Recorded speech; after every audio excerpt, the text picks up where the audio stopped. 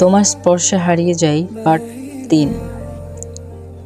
সেই রাতের পর থেকে আরিয়ান আর নুসরাতের সম্পর্কে যেন আরো গভীর এবং নরম হয়ে গেল। দুজনেই বুঝলো এখন আর একে অপরকে হারানোর ভয় নয়, বরং চাওয়াটা এতটাই একসাথে থাকা। একদিন বিকালে নুসরাত বারান্দায় দাঁড়িয়েছিল, বাতাসে ওর চুলগুলো উড়ছিল। আরিয়ান পিছন থেকে এসে খুব আস্তে বলল, নুসরাত। সে ঘুরতেই আরিয়ান হাত দুটো ধরে বসে পড়ল। নুসরাত হতবাক হয়ে বড় বড় চোখ। আরিয়ান, তুমি? আরিয়ান হাসলো, হ্যাঁ, তোমাকে চমক দিতেই চাই। নুসরাত, তুমি আমার জীবনের সবচেয়ে সুন্দর অংশ। আমি তোমাকে শুধু ভালোবাসতে চাই না, তোমাকে আমার নামের পাশে দেখতে চাই। তুমি কি আমাকে বিয়ে করবে? নুসরাতের চোখ ভিজে উঠল। সে কথা বলতে পারল না, শুধু মাথা নিচু করে কান্না করার চেষ্টা করলো।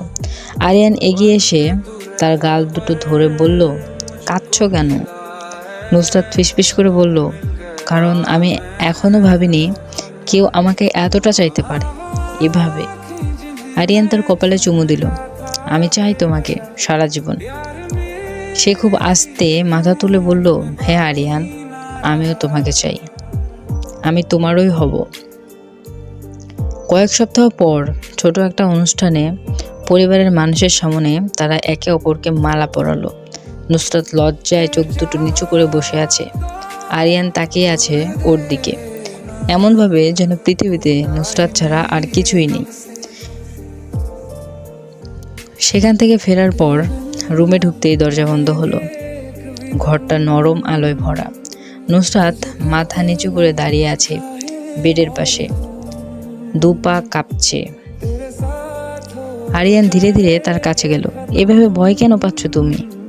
নুসরাত হালকা লাজুক গলায় বলল, আজ সবকিছু নতুন লাগছে। আরিয়ান দু হাত দিয়ে তাকে বুকে টেনে নিল। নতুন না, আজকে থেকে তুমি আমার, শুধু আমার। নুসরাতের গালগুলো লাল হয়ে গেল। সে ফিসফিস করে বলল, আরিয়ান, তুমি এত কাছে এলে আমি কথা বলতে পারি না কেন? আরিয়ান হেসে তার ঠোঁটের সামনে মুখ আনলো এবং বলল, তাহলে আজ থেকে কথা বলার দরকার নেই, শুধু আমায় অনুভব করো। সে নুসরাতকে আলতো করে কোলে তুলে বিছানায় বসালো। তার কাপা হাতগুলো নিজের হাতে রেখে বলল, আজ থেকে আদরে ভরিয়ে দেব তোমায়, যেন কোনোদিন ভুলতে না পারো। নুসরাত চোখ দুটো বন্ধ করে বলল, আমি তোমার পুরোপুরি। আরিয়ান তার কপালে ছুঁয়ে দিল নরম গালের স্পর্শ আর ফিসফিস করে বলল, আজ থেকে প্রতিটা সকাল তোমাকে জড়িয়ে ঘুম ভাঙবে, প্রতিটা রাত তুমি আর আমি একসাথে হাত ধরে ঘুমিয়ে যাব। নুসরাত তার বুকের মাঝে মুখ লুকিয়ে বলল, আরিয়ান, তুমি এভাবে বললে আমার পুরো শরীর কেঁপে ওঠে। আরিয়ান নরম সুরে বলল, তাহলে আজ থেকে কাঁপাটা আমি থামাবো না। রাতটা ধীরে ধীরে ঘিরে ধরল দুজনকে। আদর, ভালোবাসার নরম স্পর্শে ভরে গেল পুরো ঘর।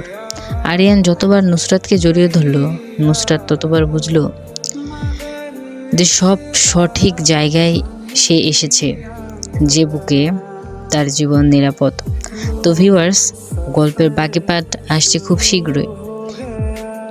তো এরকম আরও ভালোবাসার গল্প পেতে চাইলে চ্যানেলটিকে সাবস্ক্রাইব করে দিয়ে পাশে থাকবেন।